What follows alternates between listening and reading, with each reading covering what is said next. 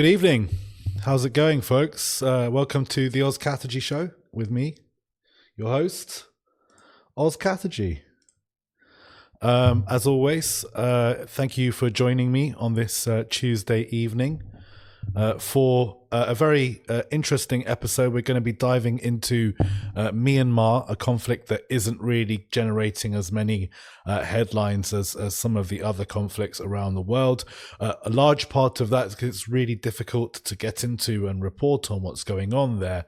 But we have a guest who's been on the ground in Myanmar who can tell us more. And he's a good friend of mine. I've known him for many, many years. Let's just check in with everyone, see how you're all doing. How's the sound? Is the sound okay? Are we coming through loud and clear? Are there any technical difficulties in the air so far? I will say that my building is still having power issues. So if the power disconnects, bear with me, give me about 3 or 4 minutes, and I will boot back up. I will just need to figure out whether to do it on my laptop and use my phone as a it'll be budget and strung together. We'll see them. We'll try and do it, but there might be a power cut. So if it happens and I disappear, like I did at the very end of the last episode, don't go anywhere. I'll be right back. So tags, yeah, I will change the tags. Thank you. It's because I'm streaming on 2 places and you can unfortunately, or maybe I haven't figured out the UI, you can only change the tags in one of them. Edit the tags. There we go. Myanmar's in the tag. Job done. All right. Well, my guest, Thomas van Linge, I think that's how you pronounce his name. He will tell me shortly. So I met him, well, we've known each other online for many years. And we first got to know each other when he was pretty much still a teenager. And he was, interested in the Syrian civil war, and we got to know each other on Twitter, and he started conflict mapping. He was one of the early conflict mappers on Twitter, and it was always quite extraordinary how young he was for the level of work that he was able to do. So a very interesting young man. He's still younger than me anyway. Without further ado, I'd like to introduce Thomas van Linge. I think that's how you're saying your name. Am I saying your name correctly? Linge. Okay, cool. No, I was just checking. I thought it might be Van Linge, but Anyway, sorry, I've mispronounced your name twice now. Thomas van Linge, everyone. Just goes to show we haven't actually met in person before. It's just we've known each other online for many, many years. So I don't suppose you'd know how to say my name unless you'd heard someone pronounce it either. So look, at this point in the show, what I tend to do is ask people to introduce themselves. I've given you a little bit of an introduction, but yeah, you are a fascinating man who started out doing this when you were basically a child. So talk us through that. Talk us through how you started in conflict mapping, and then we'll dive in and we'll spend the rest of the show talking about Myanmar.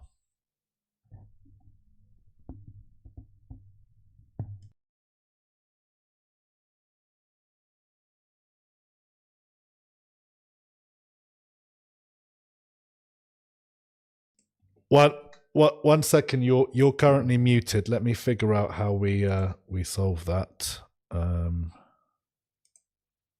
I can hear you, but they can't. So I think I know why that is.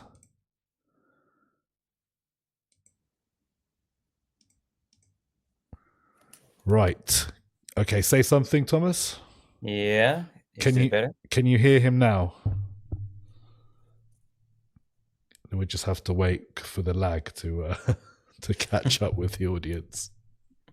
Yes, they can hear you now. Okay, so again, start from the top. Yeah. Okay. So as you briefly mentioned, I started doing like this sort of online conflict mapping when I was 17. And, I recently turned 29 actually, so it's been quite some time already. And like at the time you had the civil war in Syria, the war in Iraq against Islamic State, civil war in Libya and such. And what I tried to do at the time was sort of just gather information on all the different like towns, regions, areas of the country, put that in one map, try to make it look as clear and a bit generalized, simplified as possible, and then post those maps on my Twitter account. Like depending on the intensity of the conflict, could be once a month, could be once every 2 weeks or so. And aside from that, just started, like reporting on some of these civil wars, like for example, primarily Syria, from my own room in Amsterdam, and just trying to do it through everything I could find online, like Facebook or YouTube, Twitter, to people that I spoke to, sort of, the kind of practices that later got the name OSINT, like open source intelligence. But like I feel back in 2014 or 15, it was hardly even still a concept. So it was just like us geeks trying to find stuff online and share it with our own audiences. So, I mean, forgive me for interrupting, but again, that's kind of a weird thing for a 17-year-old to do. Like, even at 17, I was a highly political 17-year-old, but I spent most of my, youth at that age, in and out of parties and warehouse club raves and things like that. So, but you invest, your hobby, I guess, was this. So talk us through what drew you to it? Well, I would say like I came politically of age, in the whole Arab Spring era. It was like you had the revolutions in Tunisia and Egypt when I was 14, and that was sort of awoken in me, sort of the idealists, activists for these ideals of human rights and democracy and civil liberties and that kind of stuff. And especially like in Syria, the Arab Spring eventually, evolved into this very gruesome war in like versus rebellion, and then the war by the Assad regime against the Syrian people. And sort of at the time when I was still in high school and also the early years of university, I guess the reporting and the research was also in a way the sort of the expression of my activism, sort of how I wanted to contribute to sort of like the cause of the Syrian people was to, keep bringing it to the attention, keep reporting on the atrocities, but also military developments, and just trying to keep it in the spotlights. And, that's also why I was never really specialized on only one country, because it could have been Syria, but also Ukraine, and later on other places in the world, like, Sudan, Venezuela, Myanmar, as we're going to talk about tonight. And that sort of explains why my research scope was never really regional or locally focused, but always on a global scale with a very much a thematic or ideological sort of viewpoint.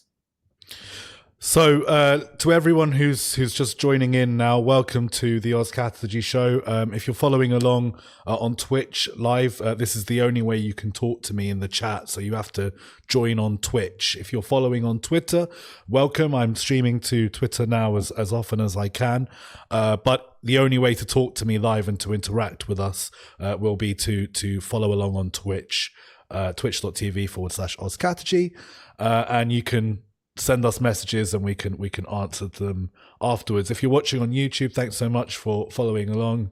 Really appreciate that more of you are watching on YouTube, and our numbers are really growing. So if you're enjoying and you're watching these regularly, please do consider liking and subscribing, because it really helps the channel grow. Now, Thomas, right back to you. I wanted to say one of the things that you said, that OSINT wasn't really a concept back then, and we have lots of people now on Twitter from their bedrooms talking about conflicts, and it's very common, and a lot of the stuff is a sea of garbage, especially on Twitter, especially how they've changed the system so you monetize engagement, and it's totally dreadful what it's become. But you were, again, one of the first people involved in doing that when most people weren't doing that. Most people weren't using Twitter for that.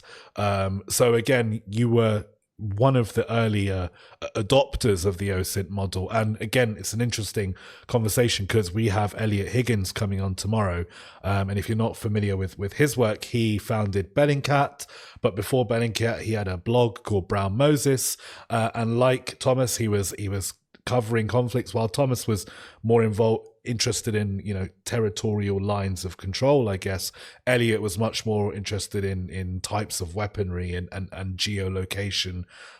He pioneered that geolocation method that is now used around the world. Every newsroom worth its salt has an OSINT department. That's because of the work that Bellingcat did. So I'm really looking forward to bringing him on. But again, you deserve credit for being one of those early adopters. However, you also then became a journalist. You've been out in the field. You've had boots on the ground.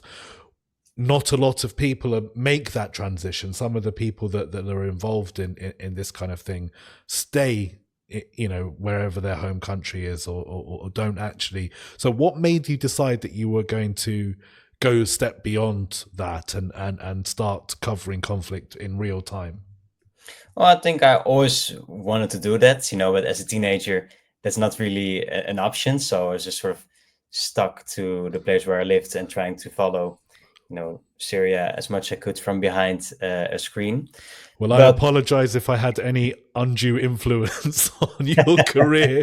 That I when people ask me now, how do I become a war journalist? I tell them, don't do it. Number one. Number two, don't do it. And number three, don't do it. Those are my top three rules. And the fourth rule is, if you absolutely have to do it, then follow these steps. But again, the first three steps are the most important thing here, because it's only a job that I think lunatics are qualified for. So what possessed you, man? Yeah, I mean, the answer lies in, I guess, what I also said about the coming of age during Arab Spring.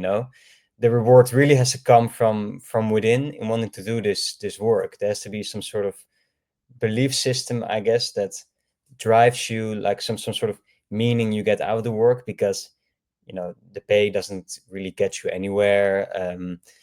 The years just fly by without really a lot of significant steps in your career, unless you're like really have rich parents or like a very good network already with major television stations or something.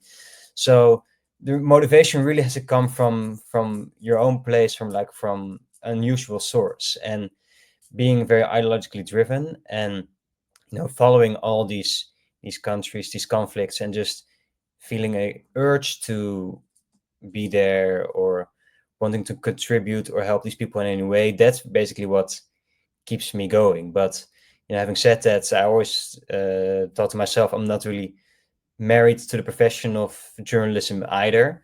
I can very well imagine, in like 10 years or so, I might decide to go more of an office job in the sense of an NGO or international organization, or something other than the journalism itself, because as you know yourself, it's not really the best line of work if you want to grow financially or like have a comfortable life. But for the moment, being from a middle to late 20s, really having the energy and the ideological drive, it still sort of works for me to do this line of job, and I do really value the impact I can make with it. Like, even just getting a conversation started somewhere about the topics that I try to cover is already a big motivator, a big win. But yeah, just to join you in what you just said about giving any advice to aspiring journalists, don't just do it because you think the job itself is a nice and adventurous way of living. Basically, you really need to have something more deeper inside to do this line of work.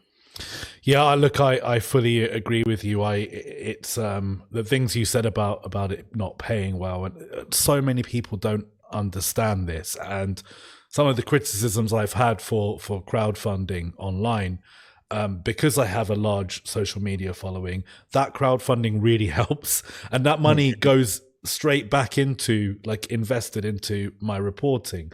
It's not a career in which there is lots of money floating around. It used to be, like 30 years ago, you know, in the 80s and the 90s and earlier as well, people used to earn significant salaries doing this kind of work. And some people, you know, if you're the chief international correspondent of a major network, you're on a comfortable salary. But if you're young and starting out and you don't have a correspondent gig, it's really difficult to sustain, unless you are sat in an office writing articles per shift. You are basically doing a week's work for one article at times, if you're actually on the ground reporting. And the amount of money you earn for a week's work is not as much as you would earn if you were sat in an office doing, you know, so it really is a labor of love. Then you have other issues like they pay late. You know, sometimes they spike your articles. There are all kinds of things that happen, and it's a really tough life for a freelancer. So yeah, if you're listening to any of this show wasn't supposed to be an intro to journalism, but when I have other journalists on, I think maybe that is something we can offer to the audience, is some kind of insight into this career, because I suppose I take it for granted, because many of my friends, I don't want to say most of my friends, because obviously I have a lot of friends back home, but a large proportion of my friends are also fellow war journalists, and we don't talk to each other, I suppose, about, you know, what's it like being a war, you know, I suppose if you're a footballer, do you speak to other footballers and go, "Whoa, what's it like being a footballer? How's footballing going for you?" I don't know. I've really only ever done this career, and I kind of dabbled in other things for fun, but always came back to journalism. So, but it's a hard life, one that sucks. And we had a question in the chat from a random shot in the dark, says, do you not guys not get hazard pay or something like that? No. some companies will do that, but look, all of that stopped before Thomas even became a war journalist. Like I was there at the very tail end of it, when I was, you know, still too young to really be putting myself in that kind of level of harm. But look, I don't want to name the major network that I was stringing for, but they paid me £150 basically to go and put myself in a really dangerous situation. And I came under gunfire at one point. And that was for £150. It was a major network, and that the only reason I'd gone back out on the streets was because they'd encouraged me to go back out on the streets and find out, even though I'd said it's chaos, like driving around's not a good idea.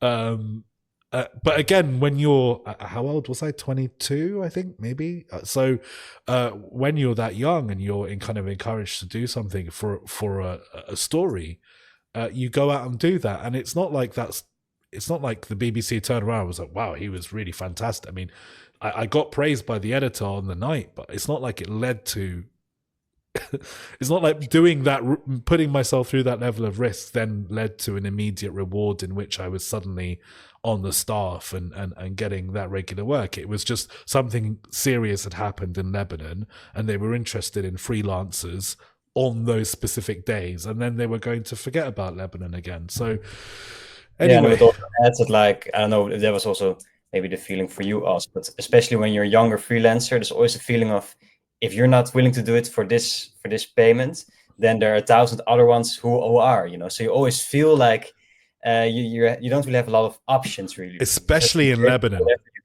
Especially in Lebanon, you know, because that's where everyone was who wasn't based in Jerusalem, right? So yeah, look, and it was the start of the Arab Spring era. It was pre-Arab Spring, I believe.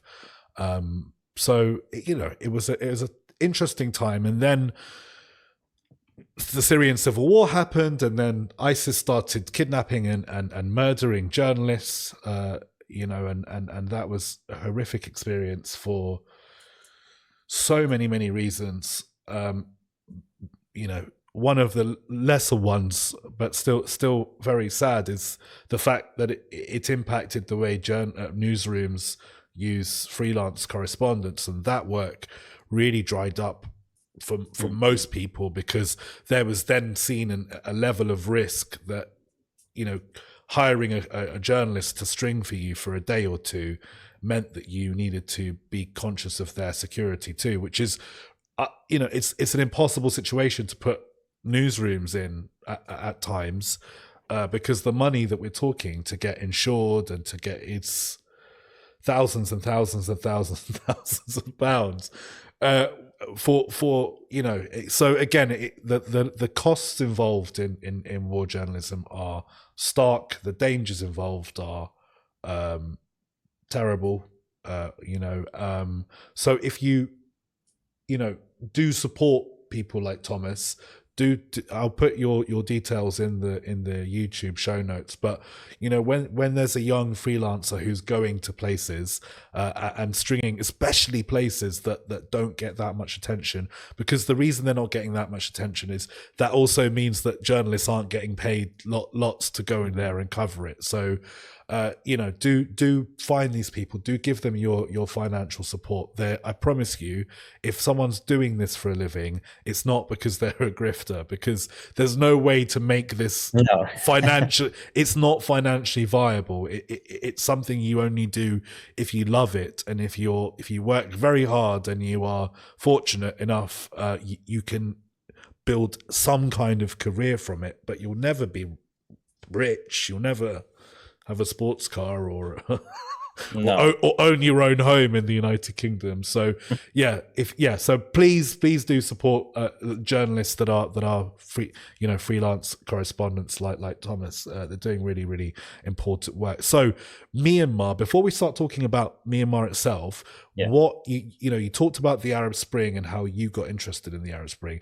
What was it about Myanmar that made you start paying attention there? And I don't want a full history lesson, because we don't have the time for that. No, and also it's not really the point in what's happening today necessarily. So take us to that point where Burma was looking out towards the world at one point and trying to at least give the impression that it was opening up and liberalizing. Meanwhile, they were committing a genocide against the Rohingya people. So start there. That was before there was a civil war, basically. But you've been following it basically from the start of the Rohingya crisis. Go on. Yeah, it was like, it's now basically being described as sort of the brief democratic experiments that Myanmar had.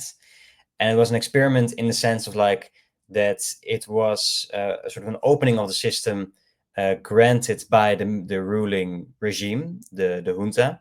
And, for them, there was really a lot of self-interest in doing this, because they wanted to lift Western sanctions and move sort of away from the dependency that they had on China, the economic dependency. They wanted to diversify more their economic interests, their international relations.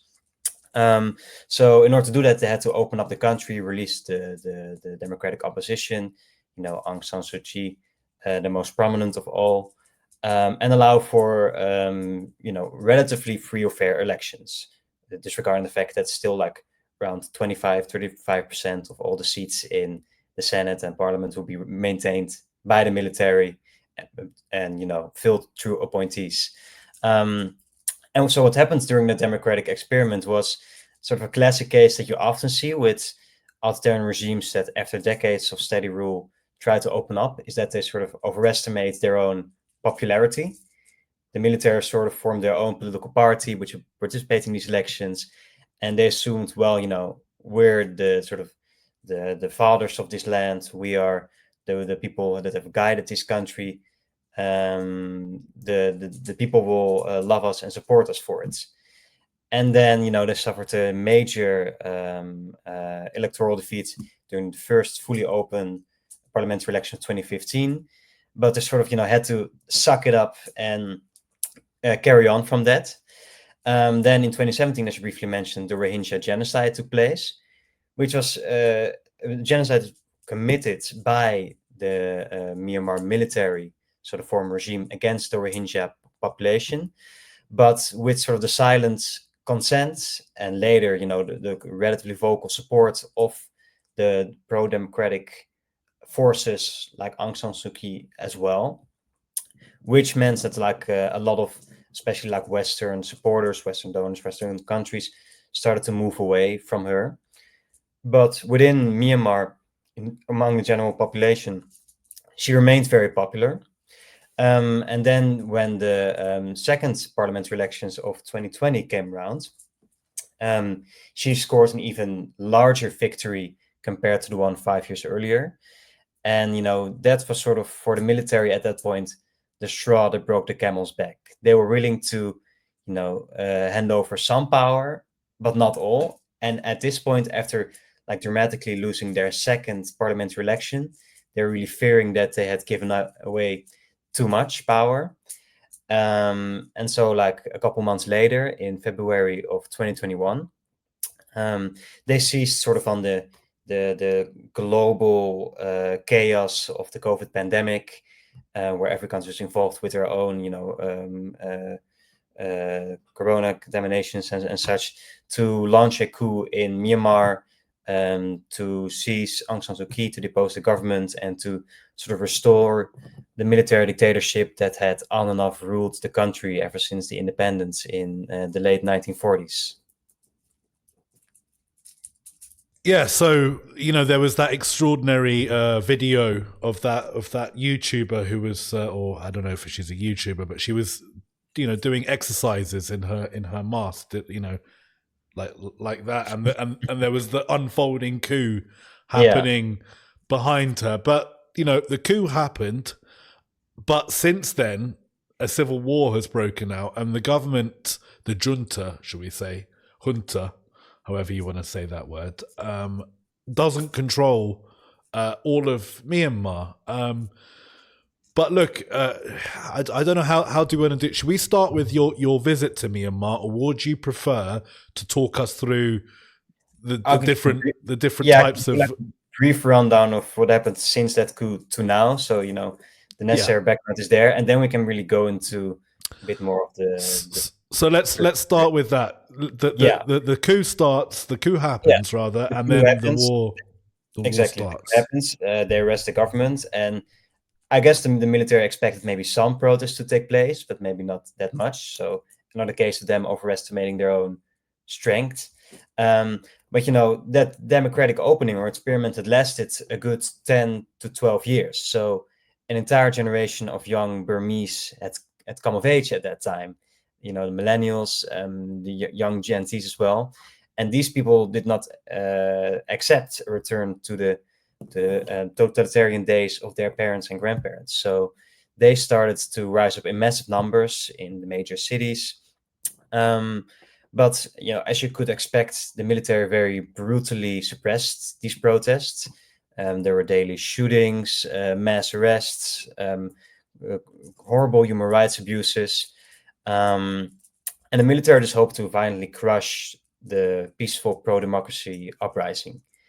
And what happened then was, and this is very much where it sort of compares also to what happened in the early months of Syria, was that the peaceful protest movement slowly developed into a armed resistance movement. And this could take place because Myanmar is a very ethnically and linguistically diverse country, where you have the ethnic Bamar, the majority of the country. The name Burma derives from them. But all around in the borderlands, you also have different ethnic minorities or ethnic nationalities, as they prefer to be called. And basically, these ethnic groups were already for 70 years or so in conflict with the military junta in the center of Myanmar. So these groups already had their own resistance cells, rebel armies, isolated territories as well.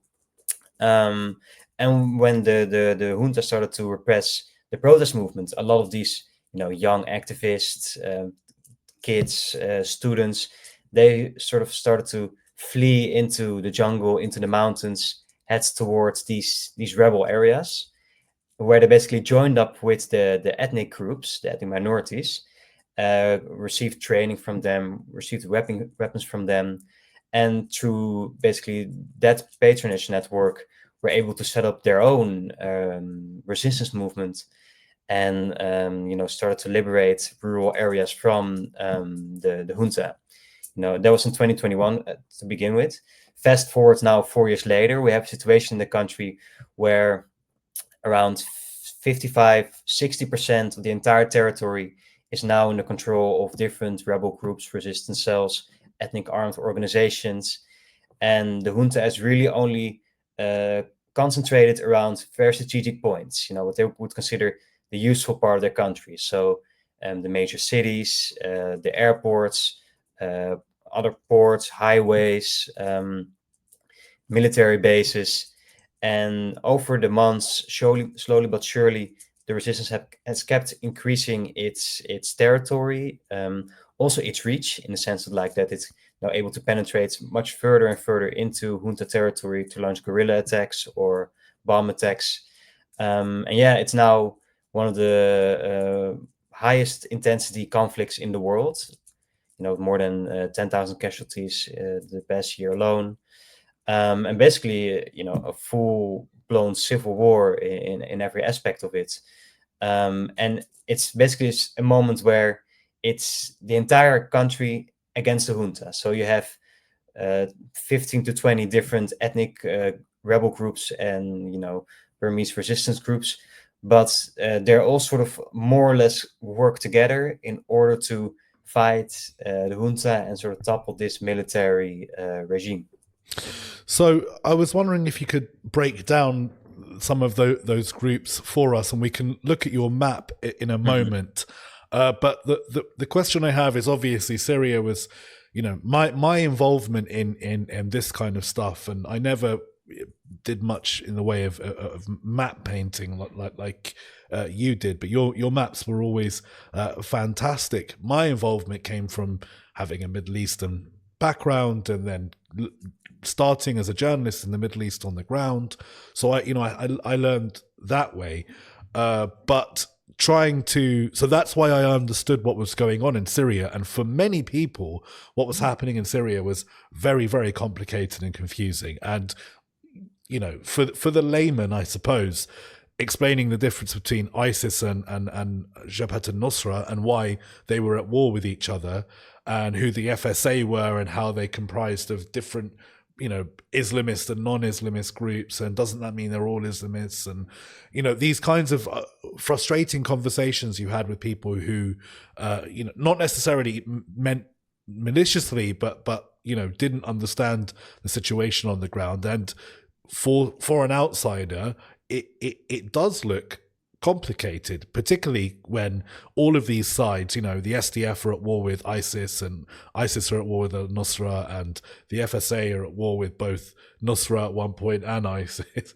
and then it's kind of, so all of them, and the SDF aren't really fighting the regime, and ISIS sometimes aren't fighting the regime. And so it was a mess trying to understand large parts of Syria for people that didn't know enough. Myanmar, there are all of these fragmented different groups, but as you say, they are pulling together. Is there any rivalry between the groups? Are they waiting for an excuse to go at each other? Have they been going at each other? Try and explain to us the composition of this rebel alliance. Yeah, definitely. There's definitely rivalry among different groups, also within different groups. Like that within, for example, one ethnic group, the Chin, there are already rival factions fighting each other, even though they're the same ethnicity. So, and that ethnicity then already has a rivalry with the Arakan, the Rakhine, which is another ethnicity. So, their opposition towards the junta is their main unifying aspect at the moment. And that still keeps them all sort of more or less, on the same side in fighting this regime. But there are very legitimate concerns, and that once this regime might fall and a new sort of transitional government might take over power, that could very quickly change.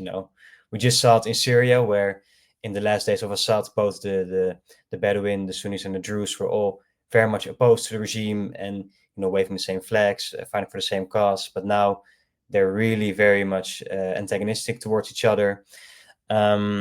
And also, like in another example in Ethiopia, where also you had a lot of different ethnic groups all fighting against the military regime there in the 1980s. But as soon as that fell apart, the ethnic rivalries came to the surface and in some points even evolved into very violent and genocidal conflicts. Very much open and violent conflicts between different ethnic groups are not a case as of yet across Myanmar, except in some smaller instances, like, for example, the Rakhine versus the Rohingya. But on a larger scale, not yet. But as these examples like Syria and Ethiopia show us, that can change very quickly once the sort of central authority is taken out of the picture.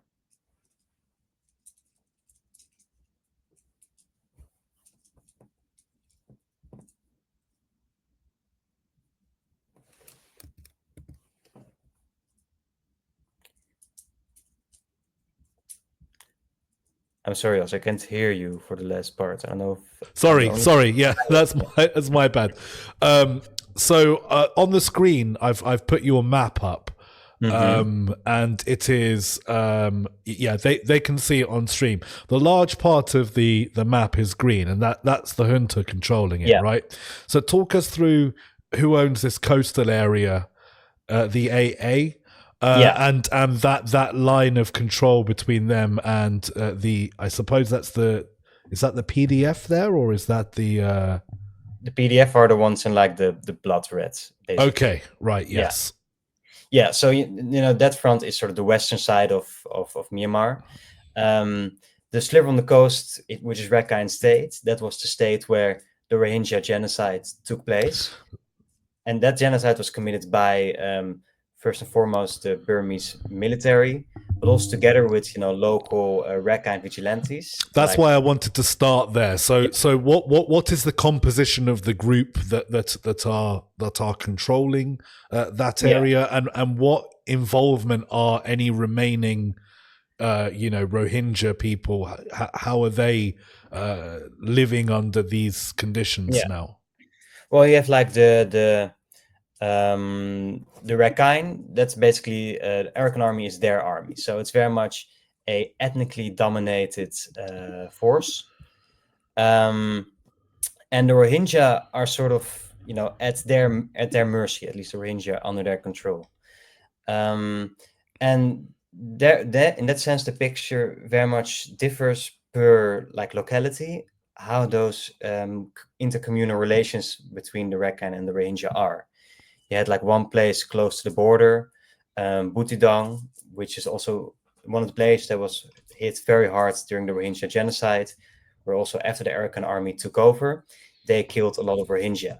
And that was sort of also a bit of a ploy by the military junta, who in their last days in Rakhine State, so before the Arakan army sort of waltzed in and took everything over, they forcibly recruited all the Rohingya, say like, you're now fighting for us, even though for the past 70 or 80 years, we didn't even acknowledge like your existence, but now we will put you in a uniform and you can defend our front lines. And on the Rakhine side, it really caused a lot of, sectarian and racist rhetoric of like, see, these Rohingya are now colluding with the enemy. So that led to a lot of intercommunal violence against the Rohingya in that area. But I say that it differs per locality, because you have in the township right next to it, and let me double check if I'm pronouncing the name correct, in Kyaukta, just a bit to the east of it, where the intercommunal relations between the Rakhine and the Rohingya are surprisingly better. I would not say they're good, because the Rakhine still dominate all political life and the security aspect, but because there is much more of a sort of community-to-community dialogue between the different groups there. The Rohingya over there are left alone in a much more sense, and also taken into consideration with local governance. So that some of the Rohingya are even part of sort of the municipalities, the municipal administration that the AA has implemented. And that really shows how complex the intercommunal relations are in that region. So you could say that the Arakan army is just as much anti-Rohingya as the Burmese military was, but you do not really see as yet as much of a genocidal intent as the Burmese military had. They still, also because they're an ethnic armed organization that is dependent on sort of international legitimacy or goodwill from countries like Bangladesh and such. It also needs to show a good side and also try to work with these Rohingya or respect them to a certain sense. So who is the largest, most powerful group there on the map? Would that be the PDF because they have the largest area, I suppose? Yeah, but the PDF is very similar to the FSA in the sense of, it's 1,001 different groups who all carry the PDF banner, but there's very little of a singular hierarchical structure that's commanding all these different groups. And that's the People's Defense Force. We should probably give some context because even to me this stuff is like a lot. So just as was the case with the Free Syrian Army, like any 5 or 6 friends can pick up a couple weapons, get a flag, and call themselves part of that movement, part of the PDF. Which on the map makes it seem like the largest army, but because it does not have a very singular structure, like, for example, the Arakan Army does, or other groups like the Kachin Independence Army up far north. It's still very much a horizontally widespread, but not very organized resistance movement. All right. So look, we can see from the map that the government still controls a fair chunk of things. How much pressure are they under? How are they likely to just continue on like this indefinitely, or is there a real threat against the regime, staying alive throughout this period? Because obviously they have international partners. They have had a good relationship with China for a long time. So China's involvement in this is key. What is China's interest here? And even with Chinese support, can this regime cling on, judging on the fact that they've pissed off basically everyone in the country at some point? So the regime actually had a relatively good month in July.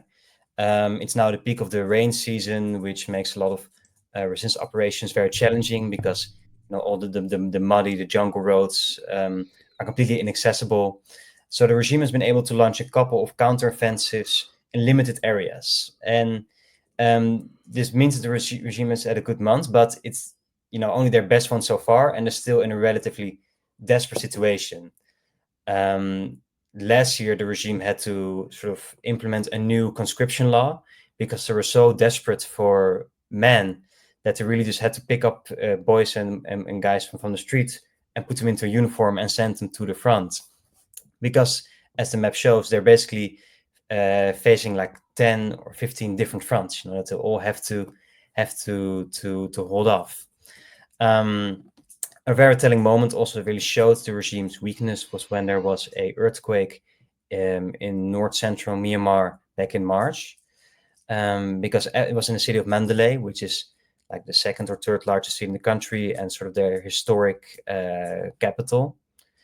And what was really evident after this earthquake was how the people in Mandalay and other surrounding areas that were hit by the quake just had to sort of dig their own people out from out of the rubble. They really had to do all the first responding, the rescue work themselves, because there were almost no authorities like security forces, military, even left in these cities to help them out. And that really showed how how strained the regime's resources are, how low its manpower is. And whenever like the resistance takes over a military base, or like a number of government soldiers surrender to the resistance, it's always very striking to look at the age difference between the different sides. You have the resistance groups who are millennials, Gen Zs, all guys from their late teens to late 30s. And then you look at the junta side, and it's a lot of old men from like 50s, sometimes even in the early 60s and stuff. So on that front, the regime is still very much in a desperate situation. You mentioned China, that China is getting more involved, and they are really stepping up their support in the last few months, in the sense of delivering drones, delivering mortars, and pressuring rebel groups on their border to surrender territory to the regime again. But China is not like Russia, in the sense that it will just sort of dive into a conflict, like, for example, Russia did in Syria, bomb all the rebel groups until there's some sort of solution. The Chinese are very hesitant with their Myanmar policy, because even though they do not want to see the Burmese military collapse, they do not want to antagonize any possible future rulers of Myanmar. So they're also trying to be pragmatic with some of the rebel groups there, see if there can be some working relations. And I think the Chinese, more than, for example, the Russians would have been, the Chinese are appreciative of the fact that they can't just create a different situation on the ground. They can't alter the whole dynamic in Myanmar. And I think the Chinese know just as well as you and I, sort of the long history of rebel groups, of resistance groups in Southeast Asia. Think of Vietnam, of Cambodia, of Laos, in the Indochina Wars, and how more often than not, such groups always prevailed over the sort of the military regimes that are only centered in major cities. So the Chinese try to tread Myanmar very carefully, not try to keep the junta alive for as long as it can. But if the price gets too high, then they'll also, I think, back out. So stopping short of direct intervention there, so different to the policy that Russia had in Syria, which clearly failed for them long term, given that the regime lost. So we have a question from the audience. Spazalot is saying, talking about the goal of these groups. Obviously, what I suppose they want is a sprint to the capital, like we saw with the Syrian rebels, rushing to Damascus within a few days. So is that the objective? And we also have another question from Spazalot about sending drones and look, I think the Ukrainian support for the Syrian rebel offensive that toppled the Assad regime is worthy of mentioning.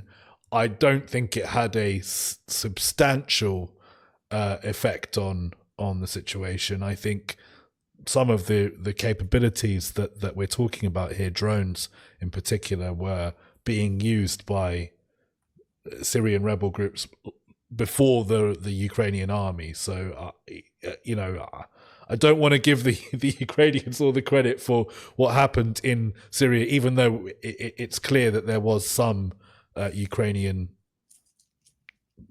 minor amounts of support. But that sprint to the capital, and I guess that question about sending drones really is about foreign support for these rebel groups. What kind of foreign support is there for these groups? And what prospect do they have of doing that Damascus-like sprint to the capital? To start with the goal and the possible sprint to the capital, and when you look at this map, you would think that all the different groups would want sort of their own independent state, that they would want to balkanize Myanmar. But interestingly enough, even though some of these groups had that goal as their original stated objective when they were first founded back in the 60s or 70s or whatever, since the coup, there's been very little talk among any of these groups to actually split from the country. The sort of consensus among the different rebel and resistance groups now is that Myanmar needs to become some sort of federal democracy with a lot of rights for different regions. But within that, all those different groups still want to, capture as much territory themselves from the junta in a sort of attempt to redraw the state lines after a possible regime collapse. And they're trying to do that now by capturing territory outside of their sort of respected states. So, as a couple examples, the Kachin Independence Army is now taking territory outside of Kachin to sort of add to their territory. The Arakan Army is taking territory outside of Rakhine State. Sort of to already de facto annex these areas into their state and possibly withdraw the borders later. And the thought, I guess, is that themselves, the more fighting they do, the more territory they capture, the more they contribute to the eventual fall of this regime. The larger their slice of pie can be at the negotiating table after a post-war country has to be founded, basically. And then on the part of the international support and drones, what's always been very interesting about Myanmar is that the resistance does not receive any kind of support from any other nation. All the support that they've received from outside of the country is through their own diaspora networks. And with 70 years of conflicts, especially in these ethnic border areas, communities like the Kachin or the Karen on the Thai border, the Chin on the Indian border, have big diaspora communities in America and Britain and such. And in those places, people have really, done a lot of crowdfunding, try to send supplies over to their people within the country, even including like drones and 3D printed weaponry. But it's all still basically been very low level grassroots kind of support from their own kin. Myanmar is a country that since the coup has basically fought its conflict in isolation, in large part because other conflicts like Ukraine, like in Gaza, maybe a little bit also Sudan, have drawn away international attention to those places, that Myanmar has also become sort of a diplomatic black hole. That's the Europeans and Americans will say, well, ASEAN, the Southeast Asian political community, we trust in them to mediate and enter this conflict. And ASEAN doesn't do anything about this conflict because they say it's an internal matter. The Biden administration was actually the only Western government that was sort of making baby steps towards supporting the resistance. In Congress, they passed the Burma Act, which included, among other things, the providing of non-lethal assistance towards certain resistance groups. But ever since Trump came into office, there has been no development on this front. And sort of the feeling among a lot of Burmese activists, and I shared that understanding more or less as well, was that the Americans also, looked at their experience in Syria, where they backed the opposition, to only to a certain extent, but they still at least politically voiced support for the opposition, and that provoked a much stronger Russian counter response. Whether that's fair or not, it's a different matter, but that's sort of also how the Americans read their own involvement in Syria. And I think, with that experience in the back of their minds, they didn't want to involve themselves too openly, too visibly within Myanmar, because they were afraid of a Chinese counter response, that even though the Chinese might be more or less ambiguous towards large parts of the armed resistance, they might become much more antagonistic if they would see sort of a Western regime change plot and some sort of geopolitical play happening in this country. So within that sense, for a large part of the conflict, the international indifference toward Myanmar also from a certain angle could have been viewed as favorable towards the resistance, because I think any Syrian could tell us how international scrutiny within your country only worsens things instead of that it actually improves the situation there. So let's get on to your trip itself to Myanmar, to the part of the country that you were able to visit and the rebels that you embedded with. See if you could tell us a bit about them, because these are interesting guys as well. We do have one question though from the audience. Is a random shot in the dark is asking, It's a small question, but what I'm curious, I've heard Myanmar also being called Burma. Does it matter which way it's called? I have asked people who say that they don't like the name Myanmar, so I tend to go Burma. I've used both, but I don't fully understand it. So you're more familiar with the situation. Could you tell us what you think of that, and tell us about your trip to Burma? I would say, like, before the coup, I was also very much inclined to just say Burma, because it's a name change that was pushed through by the military junta itself, very much when it was still a military regime. So there was a lot of controversy about it. I just started switching to Myanmar when the coup happened, and I got in touch with a lot of activists from there, and I noticed that among them, it was not really that much of an issue. I feel like the whole Myanmar Burma controversy is still very much a thing, in the Anglo-Saxon world, so like in America, Britain, Australia, but among Burmese themselves, it's not that different. It's basically sort of like Persia, Iran. It's two different names, but they both mean the same thing.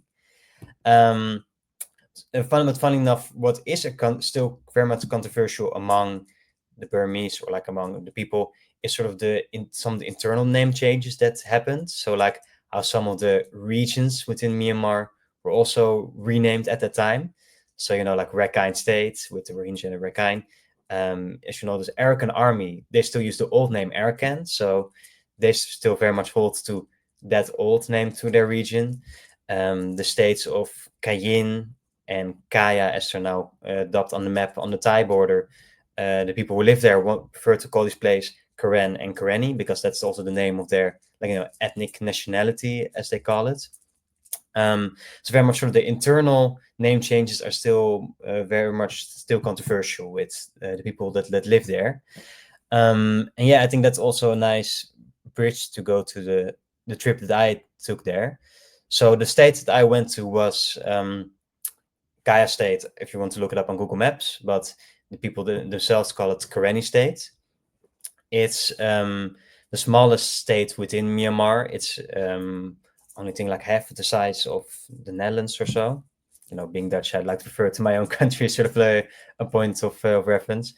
And it's one of the strongholds of different resistance groups ever since the coup took place and the armed resistance really kicked off.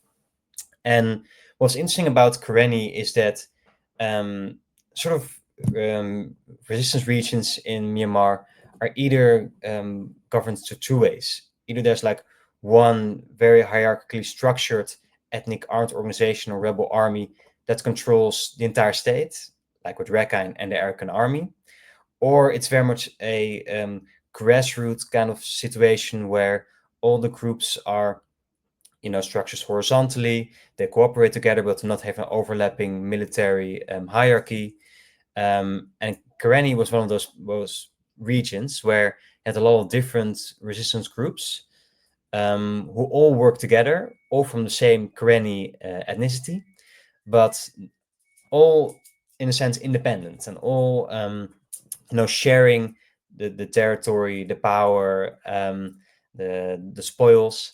One very striking way in how that worked was when I crossed from Thailand into Karenni, and me and the people I was traveling with, we reached the Myanmar side of the border post, which was controlled by the resistance. And at that border post were 4 resistance guys from 4 different factions. So, each faction in that small town with that border post had one guy at their post, and they were all just sitting around, smoking cigarettes and whatnot.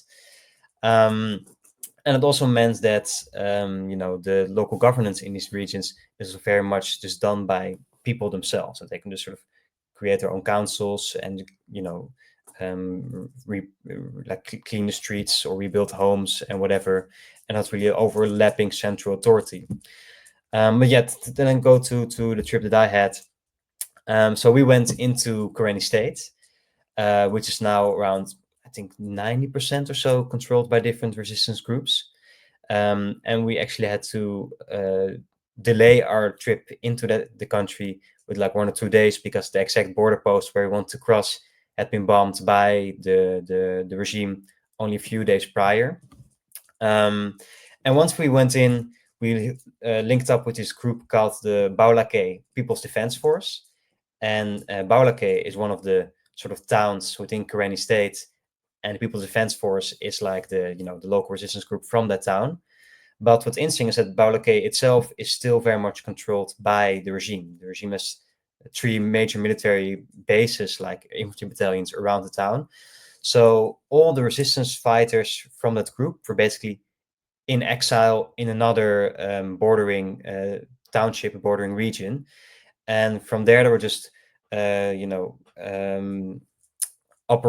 committing operations, attacking the regime, trying to step by step return to their home and liberate it. And so basically, they took us around for a week. We went around a couple of their camps. They showed us a couple of their frontline positions. They took us to like this major hilltop camp, which they had liberated from the junta only weeks prior. And they took us, this also links to one of the questions from the audience, to one of their drone units. And that sounds very fancy, but it was basically just 5 guys sitting in the forest with like 3 propeller drones. And, they would just, whenever there was an operation, like hook a mortar or a grenade to one of the drones, set them to over one of the resistance regime bases and drop the grenade and such. And like they showed us some videos from their operations and how they had attacked some junta soldiers. And what was very striking about my entire time there was just how horizontally focused, but also with so little supplies, support, and just like how low level this resistance was in sense of the means with which it could fight, but still how widespread and successful it was just through communal support, guerrilla tactics, and popular motivation by the people who were living in that area, that it was a just cause. Like from what I saw, basically the entire Karenni community was helping the resistance in throwing out this regime. And you would even see, as we very briefly talked about before, like the ethnic Bamar fighters from the major cities that had traveled towards these ethnic areas, linked up with the ethnic rebels, and sort of became brothers in arms with them against the Bamar dominated military regime. So that sounds like a really fascinating experience that you had there.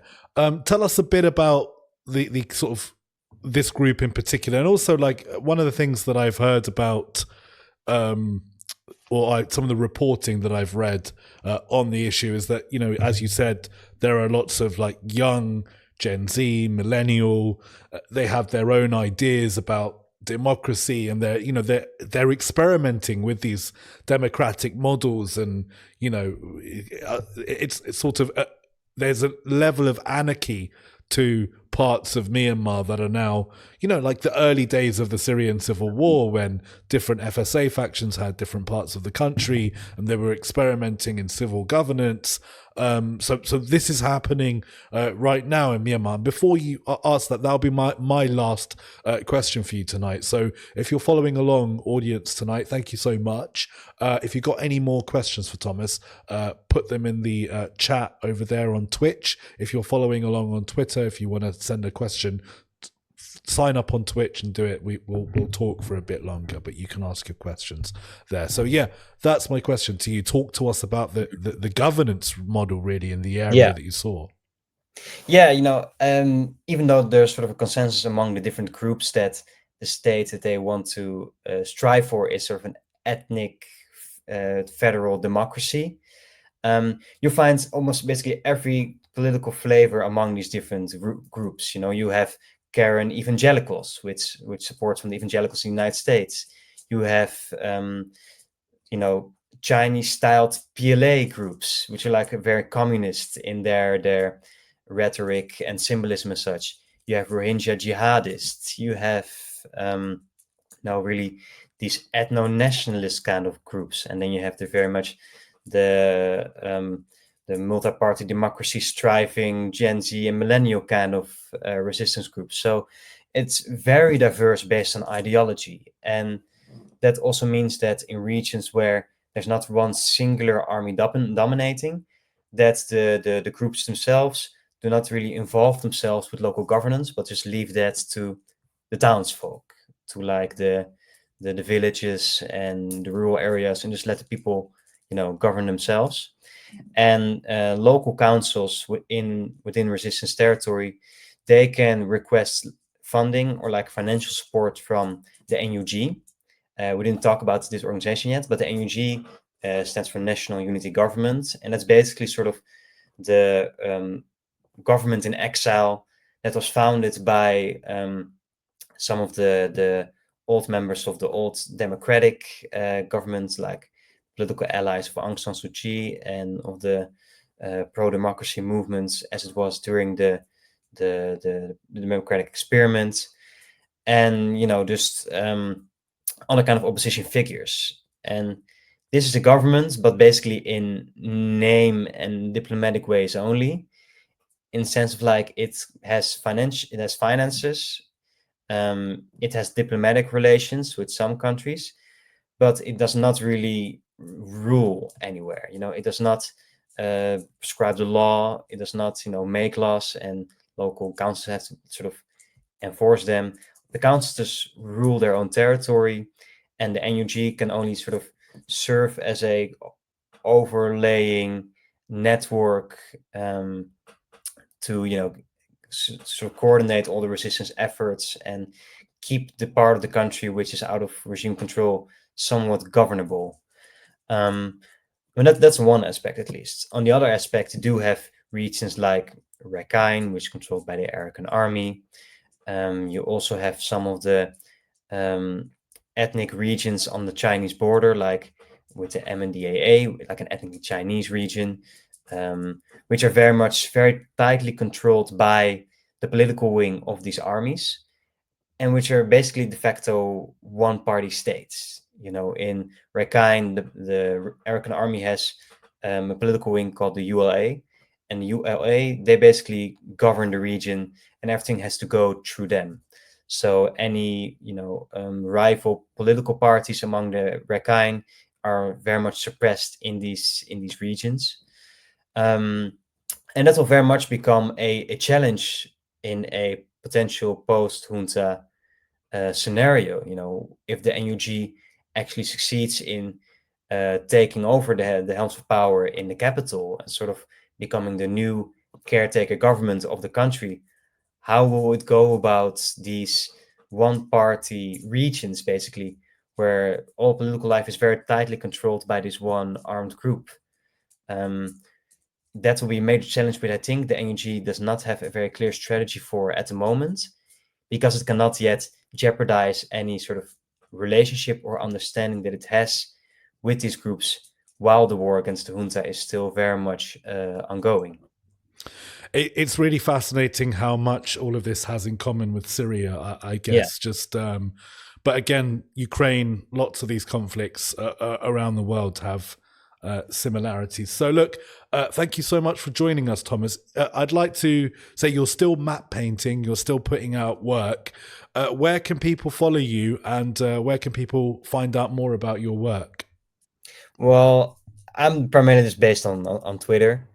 Try to switch to smaller platforms sometimes, but sooner or later, I always just return to the place where it all started. So everything, all my research that I do, all the things I post are on my account there.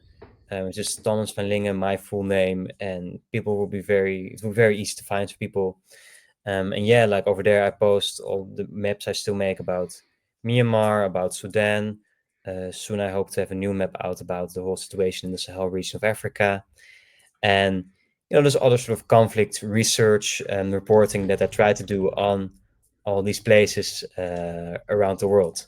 So yeah, the short answer would be, if people want to find my work, they can always find me on Twitter. Well, I will definitely put a link to your Twitter and your Blue Sky in the show notes. But I just want to thank you again so much for joining us on the show, Thomas. Yeah, we'll for sure have you on again. Last question: do you have any plans to go back to Myanmar at some point in the future? Definitely. I would definitely love to go back. I was actually already planning to go this past winter, January, February. But what's now more complicated to Myanmar compared to the first time when I went was that India and Thailand, basically the only countries you would have to go through in order to reach Myanmar by land, have really upped their border patrols and made it harder to cross. So if I have the opportunity to go back, I will definitely do it. It's definitely still on my list of goals for the coming months. So if I do, you'll surely hear about it, I think. Oh, great. Well, we'd love to have you back on for that. So thank you so much, Thomas. That was really great to have your perspective. And I'll see you around. Real pleasure. My pleasure, man. All right, take care. All right. That was Thomas van Linge. I pronounced his name correctly this time. Really, really appreciate having him on the show. And definitely going to bring him back on if he goes to Myanmar in the near future. We'll definitely love to hear more about that. That's a topic that I've wanted to cover for some time now. This show gives me an opportunity to use what little platform I have to try and shine a light on things that I'm interested in. I guess I suppose I'm the dictator of it's named after me after all. But again, I can just go out and reach out to people who are covering interesting things and bring that on. So I hope, again, I don't know a huge amount about Myanmar. I've been following bits and bobs, largely through people like Thomas. So I do encourage you to go out and support his work, to support the work of freelance journalists covering conflicts like this. As we've said, it's a difficult career, it's a thankless job, and if you can earn enough money to keep yourself going, you will just use that money to finance more journalism. So again, it's really interesting to hear about a part of the world we're not hearing too much about generally. I'd love to do a Sudan episode in the near future as well in the coming weeks, because I'd really like to shine a light on what's going on there too. So I've been Oz Katerji. Thank you so much for coming onto my show and watching my show again. Really appreciate all of the regulars. You guys know who you are. I don't want to read all of your names, but thank you for coming. Thank you for being in the Twitch chat as always. And if you're following along for the first time on Twitter or Blue Sky or YouTube, we do this 3 times a week, Tuesday, Wednesday, Thursday. Every night we bring on a new guest. We talk to them about a fascinating part of the world. Tomorrow we've got Elliot Higgins. He's going to be talking to us about founding Bellingcat, the work they've been doing exposing Russian crimes. That's going to be a really, really, really great episode. And then on Thursday we've got Anshel Pfeffer, who is the Israel correspondent for The Economist, also been at Haaretz for many, many years, unofficial biographer of Benjamin Netanyahu. So we're going to really be talking about Netanyahu, what the Israeli government is doing at the moment, what his end goal in all of this is, from one of the most insightful commentators on Israeli politics. So that'll be really interesting to hear about that. So look, please do tune in for the rest of the week. We've got some more big guests. We'll try and keep bringing them to you week in, week out. But yeah, listen, thanks everyone for supporting us. If you want to help out the show, really like and subscribe, that's great.